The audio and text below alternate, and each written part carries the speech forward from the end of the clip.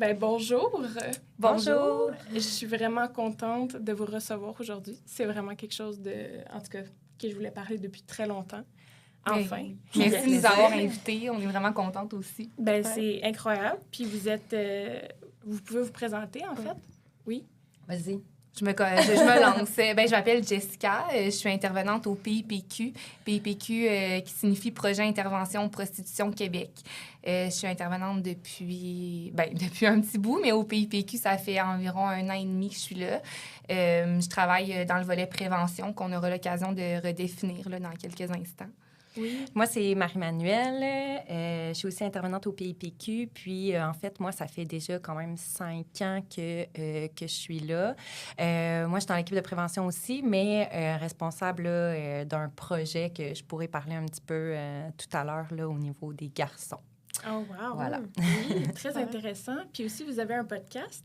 Oui, exactement. Le podcast, en fait, là, c'est un outil de prévention qu'on a développé parmi plein d'autres outils. Peut-être que je peux commencer par décrire un petit peu c'est quoi le PIPQ, qu'est-ce qu'on offre. En fait, premièrement, le PIPQ, c'est un organisme communautaire qui est situé dans le quartier Saint-Sauveur, proche de la Base-Île.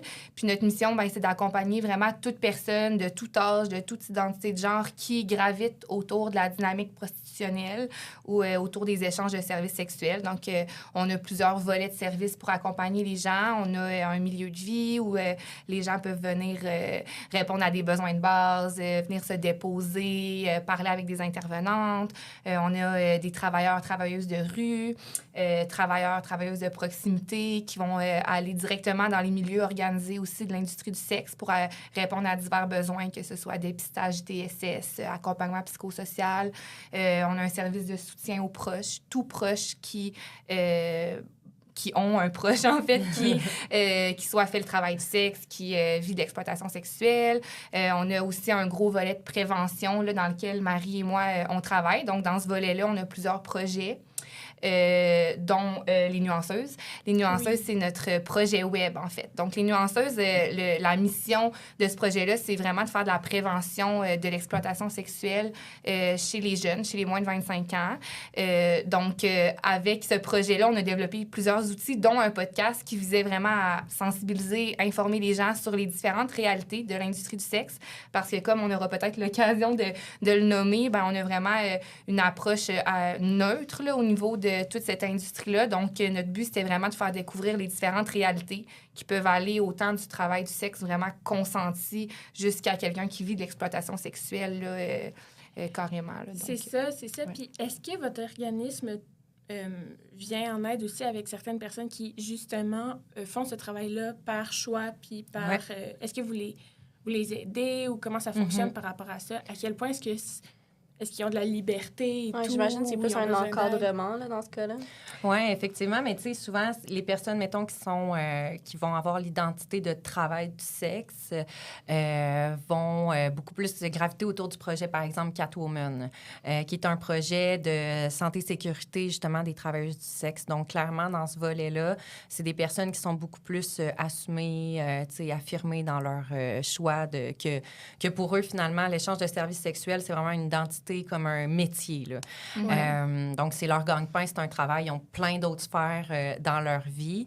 Fait qu'à travers le projet Catwoman, là, ils vont être accompagnés. En fait, le projet Catwoman, c'est une intervenante qui va dans qu'est-ce qu'on appelle les milieux organisés de l'industrie du sexe. Donc, tout ce qui est bar de danseuses, agence d'escorte, salon de massage érotique. On va même essayer de rejoindre là, des indépendantes qui vont vraiment s'afficher sur Internet. Donc, à ce moment-là, comme vous dites, c'est un encadrement. C'est plus un accompagnement, disons, dans la pratique. C'est beaucoup plus orienté vers la diminution des risques. Donc, tu peux continuer ta pratique. Nous, on accueille, on respecte, on est dans l'ouverture par rapport à ça.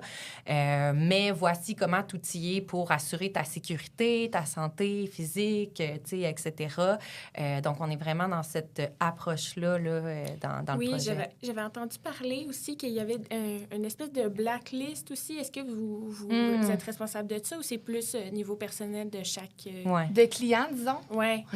Oui, nous, en fait, on n'est vraiment pas porteurs de ce genre de liste-là ou d'informations-là pour toutes sortes de raisons. Là, il y a des enjeux légaux dans tout ça. Ouais. Exact. Mais entre travailleurs, travailleuses du sexe, ben il y en a qui vont se tenir au courant, qui vont s'échanger des informations sur des mauvaises expériences, des mauvais clients, disons, qu'elles ont pu ou ils ont pu avoir.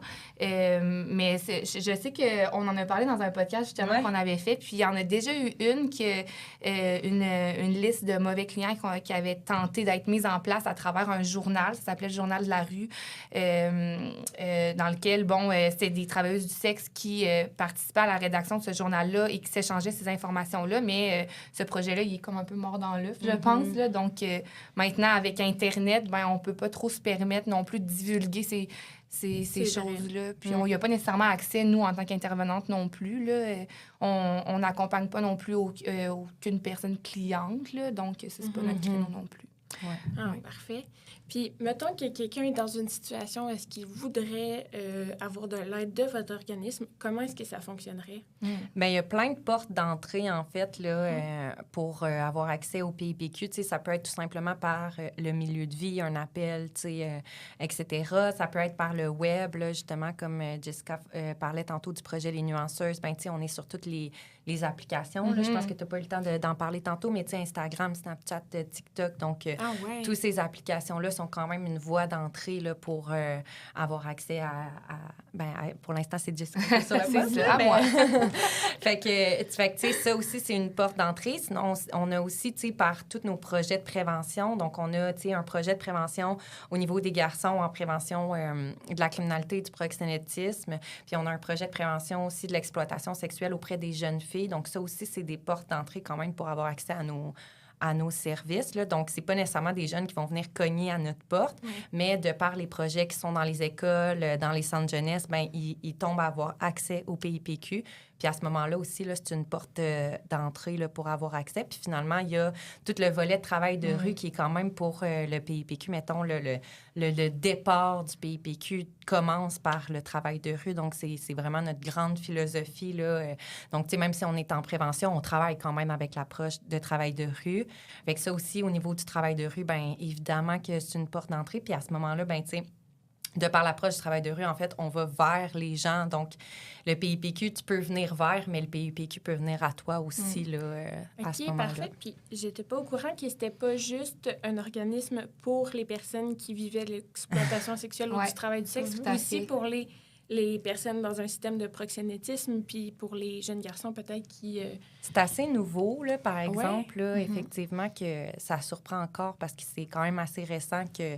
Mais oui, on va accueillir même des garçons qui peuvent en avoir fait, mais qui, pour une raison ou pour une autre, veulent plus, sont en ambivalence, veulent se sortir du milieu, mais on peut l'accompagner aussi dans tout ça, là, sans jugement. Puis, tu sais, ça, c'est précieux, en fait, parce que ils n'ont pas accès nécessairement à... Mais là, c'est sûr que c'est mon dada, je pourrais passer le podcast à parler de ça, mais ils n'ont pas accès à une intervenante comme ça, là, tu sais, dans aucune sphère, là, le proxénétisme, c'est jugé, c'est mal, bon, bref. Un espace de discussion aussi, tu sais, souvent, on leur coupe l'herbe sur le pied en disant, ben c'est pas bien, tu sais, la criminalité, ben on laisse pas trop place à s'exprimer, à poser des questions, tu sais, c'est normal que les jeunes soient curieux, il y a quand même des attraits derrière ce milieu-là, donc c'est vraiment précieux, comme tu dis, que les jeunes aient un espace sans jugement d'en parler. C'est vrai qu'on parle plus des dangers de ça que des ressources qui viennent avec ça. Parce que, bon, moi, comme on dit, c'est un podcast féministe. Là. Oui. Donc, pour moi, c'est très important. Avec le mouvement MeToo, on a commencé à se questionner sur le pardon. Comment est-ce que ça fonctionne, le rétablissement, laisser une place à ces personnes-là à apprendre, grandir. Puis après ça, on était comme... est-ce que quelqu'un peut vraiment grandir de ça? Puis moi, je suis une forte croyante que oui. Puis même en Allemagne, il y avait des maisons de thérapie pour agresseurs-agressés. Puis c'est une thérapie qui se fait ensemble. Puis pour moi, c'est quelque chose de... Ça devait être brusque, mais pour moi, le pardon, c'est vraiment quelque chose d'important. Là. Puis c'est un petit peu la réflexion qu'on a fini par avoir parce que, bon, quand on pense à l'exploitation sexuelle, ben tu sais, on a tendance à vraiment mettre nos énergies puis nos ressources aux victimes, ce qui est naturel, mais tu sais, dans la dynamique d'exploitation sexuelle, oui, il y a la victime, mais il y a d'autres acteurs, dont parfois le proxénète, dont la personne cliente aussi. Donc, évidemment que, ben, il faut accompagner ces personnes-là aussi qui font partie de la dynamique puis qui sont même la source, disons, de la dynamique, là, quelque part. Tu sais, si on veut réellement faire de la prévention, ben si on s'occupe d'une seule sphère du phénomène de l'exploitation sexuelle, ben tu sais, oui, on fait de la prévention, c'est pas ça, mais tu sais, c'est pas une prévention qui est complète, là. Fait que, tu sais, si on va travailler sur, finalement, toutes les sphères, tu sais, le devenir client, parce que les jeunes garçons, ben on le sait pas, ça va être quoi, tu sais, finalement, il y a des comportements, il y a des risques, mais est-ce qu'il va aller acheter des services sexuels ou il va aller, finalement, tu sais, en produire à travers le proxénétisme? Mais ou en offrir, oui, c'est vrai, effectivement, tu sais. Puis si on ne va jamais travailler dans ces sphères-là, mais tu sais, est-ce qu'on prévient réellement l'exploitation sexuelle? Prendre le problème à la source. Exact. La source, c'est les personnes qui agressent, en fait. Oui, là, c'est ça. Oui. On se demandait justement avec Charlie comment ça fonctionne un peu au niveau légal au Québec. Là. On ne sait pas nécessairement, c'est pas légal, mais c'est décriminalisé. Mais c'est quoi exactement? C'est une bonne question parce que ça tombe bien. Hier, je me suis retapée toute l'écoute de notre podcast sur la loi. Fait que là, je suis comme, parfait que vous me posez la question. J'étais prête. Faites les devoirs. Oui, c'est ça. Ben, en fait, la loi, c'est la loi C-36 actuellement, là, la loi qui encadre la prostitution au Canada. Depuis 2014, là, elle a changé cette loi-là. Donc, actuellement, en fait, on est vraiment dans une loi de criminalisation. La seule chose qui est décriminalisée, c'est vraiment le fait de vendre un service sexuel soi-même. Donc, moi, si je suis travailleuse du sexe, j'ai le droit de vendre mon propre service sexuel, mais tout ce qui entoure la prostitution... Le client, le fait de solliciter un service, le fait de se publiciser même, bon, faut pas être trop clair dans ses annonces pour pas vraiment démontrer qu'on vend un service. Donc, bon, évidemment, le proxénétisme, là, aussi, là, mais tout ce qui entoure la prostitution, c'est criminalisé, excepté le fait vraiment de vendre le service quand on est majeur. Parce qu'évidemment qu'une personne mineure, c'est pas qu'elle va être considérée criminelle si elle vend des services sexuels, mais on va considérer automatiquement que cette mineure-là vit de l'exploitation sexuelle, puis que, bon, on va accompagner ce jeune-là ou cette jeune-là par la suite, là, mais ouais, c'est vraiment ça, la loi. Dans le fond, il y a 10 ans, c'était l'inverse, en fait. Là, donc, c'était le fait de vendre un service qui était criminalisé. Puis, si je ne me trompe pas, l'achat n'était pas criminalisé dans ce temps-là. Donc, il y a eu un switch. Il y a eu un switch. Ouais. Le switch a été fait, entre autres, dans un objectif de mieux protéger les gens qui vendent leurs services sexuels. Dans la pratique, est-ce que c'est vraiment l'effet que ça a eu? Bon, ben c'est jamais tout noir, tout blanc. Là. Il y a plein de zones de gris, mais pas dans tous les cas, disons. Là. Il y a des enjeux actuellement avec cette loi-là. Là, parce que ce qui arrive, c'est que c'est une loi unique qui s'applique à tellement de réalités différentes que ça devient... Ça cause des enjeux, là, quand tu vis ta réalité peut-être plus positivement. Il y a une loi qui peut te restreindre dans les actions que tu peux prendre. Donc, bon, il peut y avoir des enjeux qui en découlent. Là, mais... Tu sais, les personnes qui sont vraiment dans une identité de travail du sexe, de j'ai fait ce choix, c'est mon gagne-pain, etc., ce qu'ils vont te dire, c'est que c'est comme si les outils pour assurer leur sécurité sont criminels. Donc, tu sais, ils vont... C'est un peu ce qui est nommé dans le podcast, là, sur la loi C-36 qu'on a enregistrée. Puis, tu sais, c'est comme si, oui, parfait, tu sais, vous voulez qu'on assure notre sécurité, mais, tu sais, si je vais payer, par exemple, un chauffeur, ben il devient proxénète aux yeux de la loi, donc c'est criminel. Si je vais payer, par exemple, un garde du corps pour assurer ma sécurité, ben il devient illégal aux yeux de la loi, là, il devient considéré proxénète.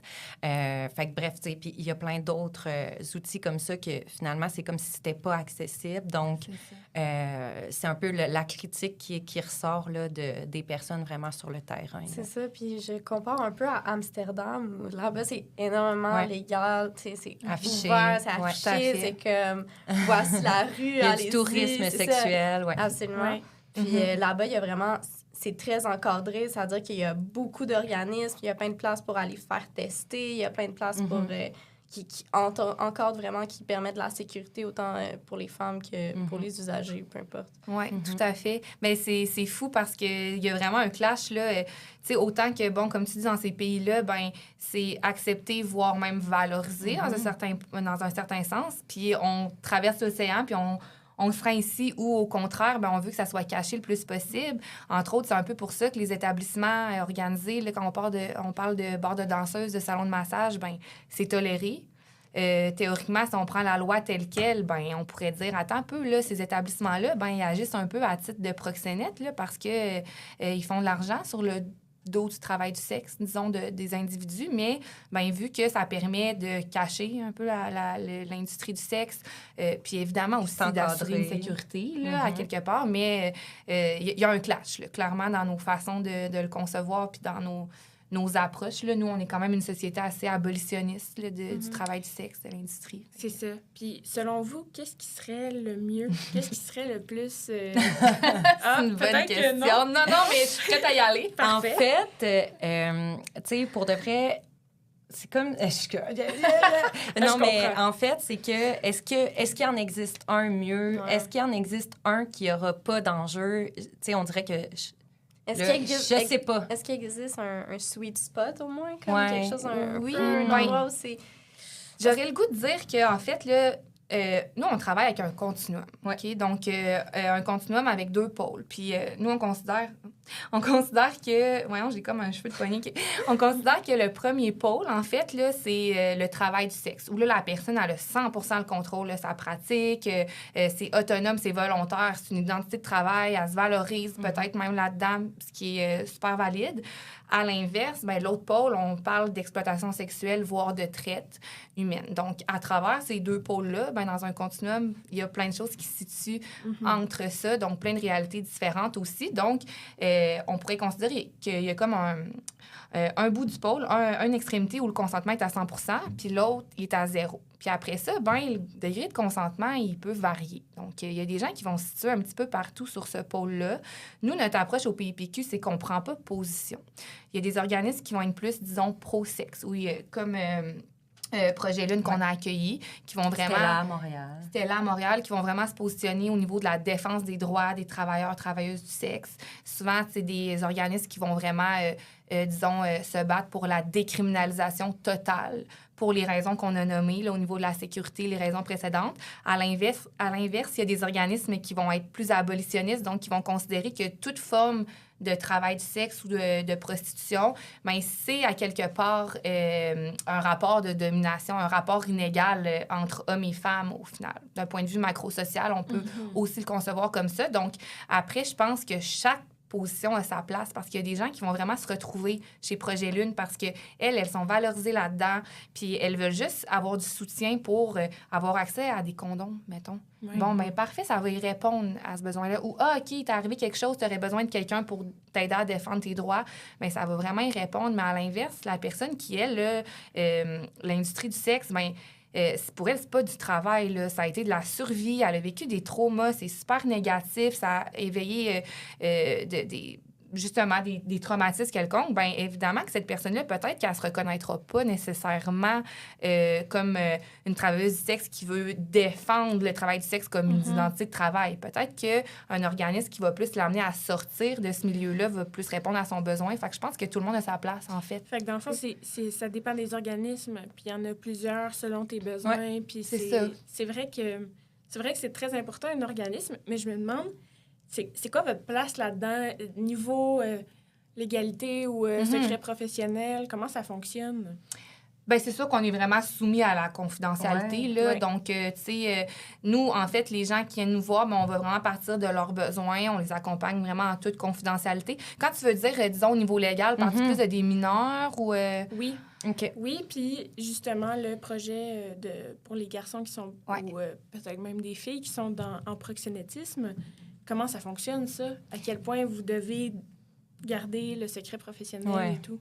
Ben, le secret, il est comme quasiment, pas à tout prix, mais au sens où, tu sais, à part si tu me dis que tu vas mettre quelqu'un en danger, la sécurité de quelqu'un en danger, ta propre sécurité ou que le développement d'un enfant est compromis, tu sais, je veux dire, ça reste entre nous. Psychologue. Exact, c'est ça. Parce qu'en fait, c'est que l'enjeu, par exemple, si on prend, par exemple, le projet de proxénétiste, tout d'abord, c'est un projet de prévention. Donc, tu sais, on n'est pas quand même assis avec des gars qui ont un harem de filles puis qui vivent leur best life là-dedans. Ces gars-là, ils veulent pas venir s'asseoir avec moi. Là. Fait que c'est pas nécessairement eux qu'on va rejoindre. On est en amont, là, en fait. Oui, c'est ça, exactement. Ça va être beaucoup plus, tu sais, des jeunes garçons en bas de 18 ans, qu'on voit des trucs se placer, qu'on voit les amis avec qui ils se tiennent, le contexte social dans lequel ils grandissent, peut-être des facteurs personnels, puis etc., qui font en sorte que quand on met tout ça ensemble, on est comme « Oh, polite! » Tu sais, c'est une belle recette. Qu'est-ce qu'on fait? Est-ce qu'on peut intervenir comme avant qu'ils se rendent à, tu sais, à finalement rentrer en détention, tu sais?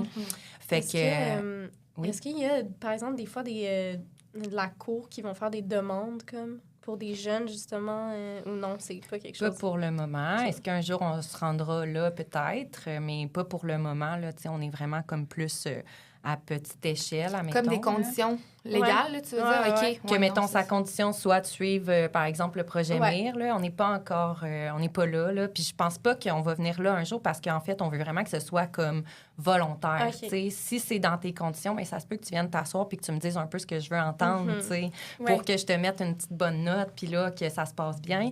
Mais si tu es volontaire, bien, peut-être que je vais avoir accès au vrai de toi, tu sais.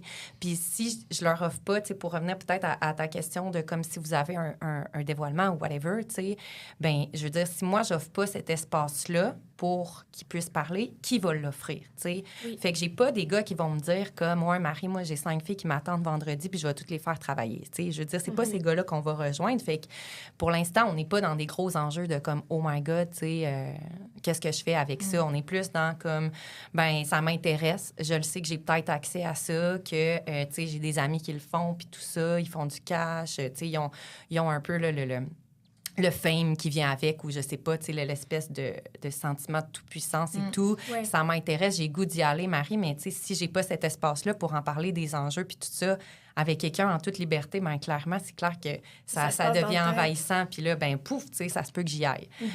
Fait que, parce que sont jeunes, tu sais, pour l'instant, c'est ici maintenant. Là. On a tous été jeunes, je comprends à 100%. Là. Fait que tu sais, c'est ça. C'est pour ça que moi, je suis plus en mode, ben je veux leur offrir cet espace-là sans jugement, sans rien. Fait que, tu sais, si tu viens me parler de comme, hey, j'ai le goût en fin de semaine, puis la fille, elle veut work, qu'est-ce que je pourrais faire, Marie? Ben je vais accueillir ça, puis on va essayer de builder quelque chose ensemble. Là. Oui, parfait. Puis vous êtes dans, comme tu as dit tantôt, la philosophie du travail de rue. Puis ça, comment ça fonctionne, en fait? Est-ce que vous avez un établissement ou est-ce que vous faites vraiment travail de rue ou comment? Les deux, tout ça. On a tout ça. Ben, on a un milieu de vie, là, vraiment, dans Saint-Sauveur, où les gens... C'est vraiment un espace physique, là, où les gens peuvent venir. En fait, quand Marie, tantôt, disait que tout l'organisme travaille avec la philosophie du travail de rue, ben c'est vraiment dans notre approche. Mais on a plusieurs volets de services outre le travail de rue. Là. Donc, on a le milieu physique, puis on a aussi des travailleurs de rue qui vont dans les divers quartiers, dans les divers milieux. Là. Donc, c'est ça, on a vraiment des deux. Là. On fait autant du reach-out que des gens qui viennent vers nous, en fait. Bien, c'est deux formats extrêmement intéressants, puis j'imagine que ça fit à plusieurs personnes. Ouais, oui, c'est ça. Exact. De vous rejoindre. Exactement. Ben, même 3. Oui, tout à fait. Ouais, même plus. Voilà. Tout à fait. Puis, tu sais, ça permet pas de rejoindre nécessairement les mêmes personnes. Tu sais, d'où l'intérêt un peu du projet web ou du travail de rue. Même, là, les gens, parfois, ne feront pas le premier pas de venir cogner à notre porte, mais quand nous, on va dans leur milieu, parfois, c'est là qu'on va pouvoir établir un lien de confiance et éventuellement, peut-être, l'emmener vers nos services au milieu de vie, par exemple. Puis, est-ce que vous... Parce que travail du sexe, pour moi, c'est vraiment at large, c'est plusieurs choses. Est-ce que vous êtes plus avec des gens qui font de la prostitution ou c'est, mettons, je sais pas, de la pornographie ou...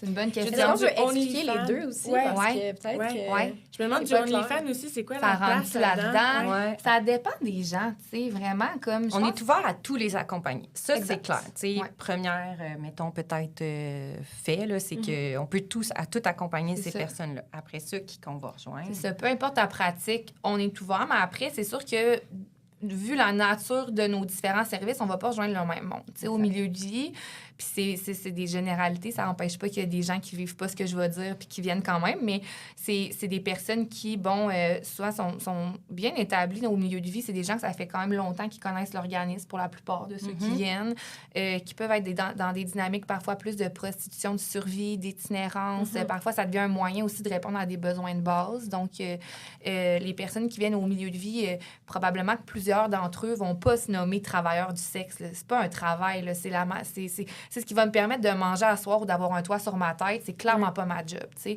Alors que notre collègue Catwoman qui va dans les bars de danseuses ou qui va au salon de massage, bien, probablement qu'il y en a plusieurs qui l'accompagnent, que pour elles, bien, c'est vraiment leur gagne-pain, là, t'sais. C'est vraiment leur job.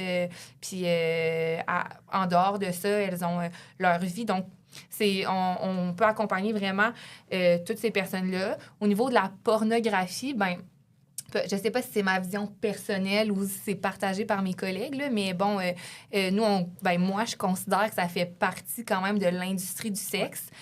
Après, moi, j'ai pas été emmenée à accompagner des gens qui œuvrent dans le domaine de la porno. OnlyFans, peut-être plus accessible, un petit peu plus. Par le web, mais vraiment dans l'industrie de la porno, là, vraiment faire affaire avec des studios, des agences de placement et tout, j'ai pas eu accès, à part au podcast qu'on a tourné, j'ai pas eu accès à cette réalité-là du tout. Ça, c'est une autre industrie complètement à part, là, ça. Ben, complètement à part, il y a des liens quand même, mais... On peut retrouver aussi les mêmes personnes, là.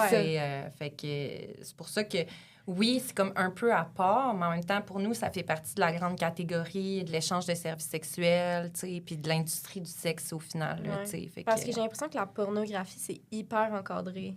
Oui, c'est plus encadré. Comme c'est tellement... Il y a des lois, ils vont signer des décharges. Tout à fait. Oui, effectivement. Tu sais, c'est ça. Il y a une caméra témoin là, à toutes les scènes qui va tout filmer ce qui se passe. Il y a des signatures. Une intervenante à la sexualité sur le plateau. Oui, ça se peut. Ça, je m'en rappelle pas. C'est comme une intervenante qui, elle, s'assure que tout le consentement est comme respecté sur le plateau. Après, c'est peut-être pas le même...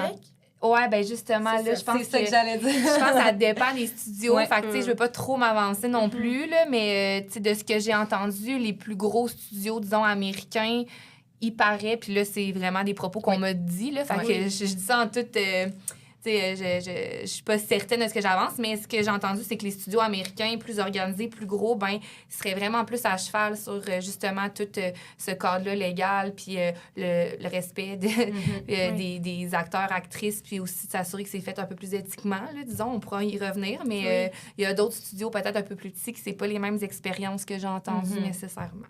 OK, parfait. Ben, je pense qu'on peut passer à la première question du public. Bon, parfait. Tu veux-tu la lire, Nora? Oui. Alors, c'est le discours féministe. Est-il compatible avec la pornographie?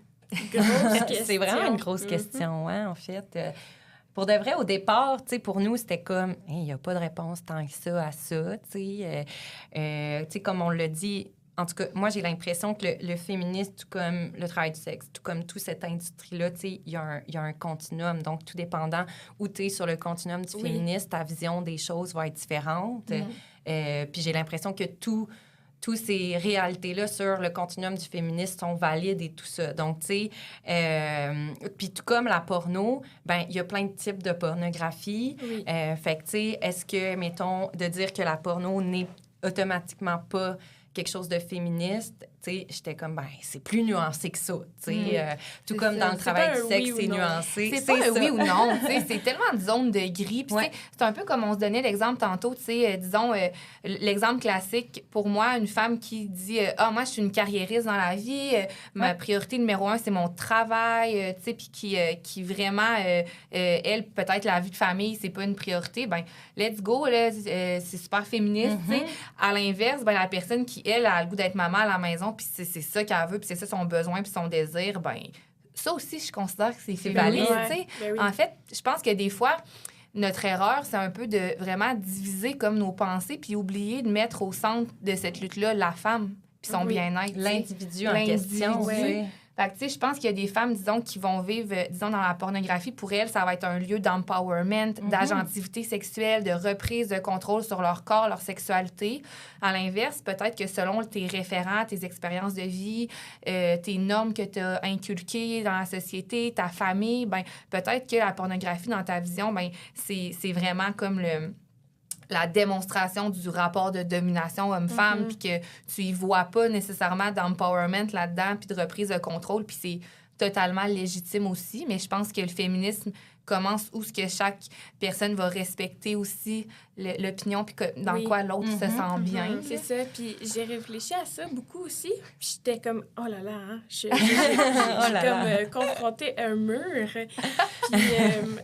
Puis je me suis dit, c'est fou quand on reste dans l'idéologie, puis dans les...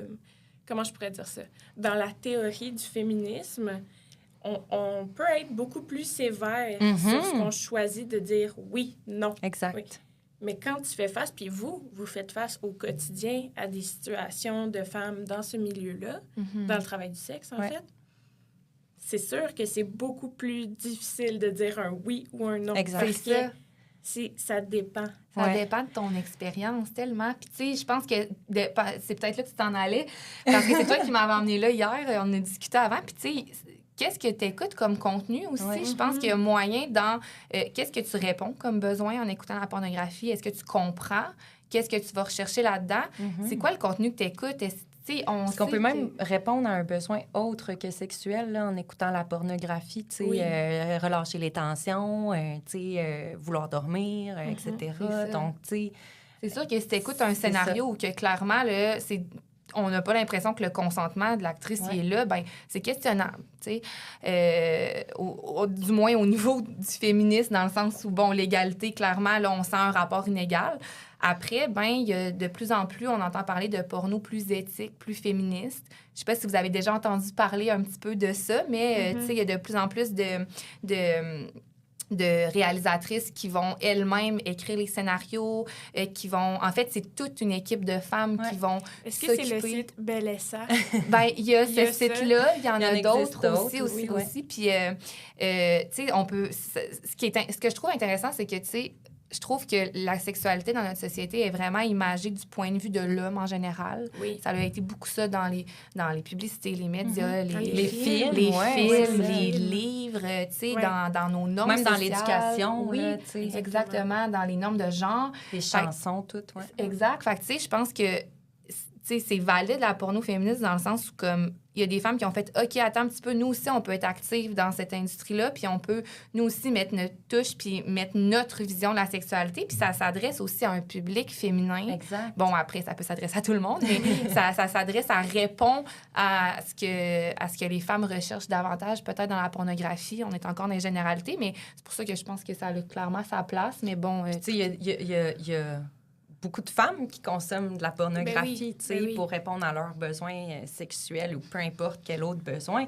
Donc, tu sais, au final, on dirait que c'est ça, de classer porno égale antiféministe. Je me disais, mais mon doux, je pense à toutes ces femmes qui écoutent la porno puis qui se disent, bon, ben là, je peux plus être féministe étant donné que... C'est ça. Ben non, tu sais. Puis il y a plein de types de porno, tu sais, puis ça va dépendre qu'est-ce que tu écoutes, qu'est-ce que ça te fait vivre à l'intérieur aussi, tu sais. Ça se peut qu'à un moment donné, bing, tu sais, tu tombes sur une vidéo, puis oh boy, OK, là, ça vient de changer un peu ta vision... de la pornographie, mais tu sais, comme Jess disait, il y en existe plein, là, tu sais, qui sont axés vraiment sur le plaisir de la femme, puis, tu sais, c'est bien correct, là, en fait. Puis quelle distance tu as avec ce que tu écoutes aussi? Parce que parfois, peut-être que dans ta fantasmagorie, dans tes fantasmes, ça se peut là, que tu aimes ça regarder des vidéos où que, bon, la femme a une place peut-être plus passive, plus même, j'irais, dans le soumisement. Puis ça se peut très bien que pour toi, ça reste un fantasme, mais que tu sais, dans ta réalité, c'est pas ce que tu désires, puis tu as un détachement de ça. Parce que, tu sais, entre les comportements sexuels puis les fantasmes, il y a des grosses marges de manœuvre parfois. Là, c'est vrai qu'un fantasme, ça veut pas dire que tu veux le réaliser. Exact. C'est quelque chose à dissocier aussi dans la tête parce que je pense que dès qu'on consomme la pornographie à partir de très jeune, on se forme une idée de la sexualité qui devient peut-être biaisée. Puis on arrête de se créer des images fantasmatiques, en fait. Là. Notre fantasme devient ce qu'on consomme. Oui, exactement. Est-ce que vous considérez féministe? C'est une bonne question. Oui. C'est aussi, oui, 100%. Là.